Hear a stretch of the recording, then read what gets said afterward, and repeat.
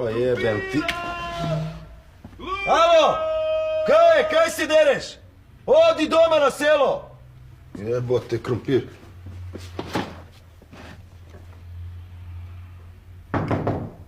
Pa nevjerovatno. A to je sad kaj hoće, nevjerovatno. Šta me vrijeđaš? Šta sam ti ja skrivio? Niš, samo koncentriram se pa sam mislila ako može malo tiše. Ne mogu! Pa zakaj? To je bolest! Ja sam bolestan čovjek! Nemam kontrolu nad glasnicama! Sorry Buraz, nisam imao pojma. Ovako mogu samo prodavat krumpira! Krumpira, luka, ajmo! Hvala ti, ko da jesam. Znao sam! Mene niko ne voli!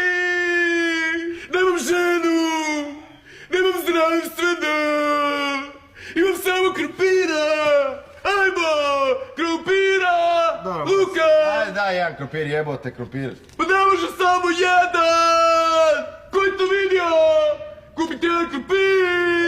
Onda neću niš, idemo. Gle, imam posla, ajmo, doviđenja. Češ Luka? Neću Luka, neću krumpira, neću niš, gotova priča, doviđenja, crta, ajmo. Kako možeš biti takav? Kupi krumpira, napravi pomfrit! O, Isa ti, dragog Boga, dobro, ajde, evo ti 10 kuna, evo ti 20 kuna, ajmo, molim te, daj samo... Neću tvoj prokleti novac! Pa kaj onda hoćeš? Hoću poštovanje! Ajmo! Poštovanje! Krumpira! Burac, još jedan put reci krumpira i nabit ću ti poštovanje u guzicu. Idemo sad, crta magla špura, doviđenja. Ne. Bog! Spagamo krutni svijete!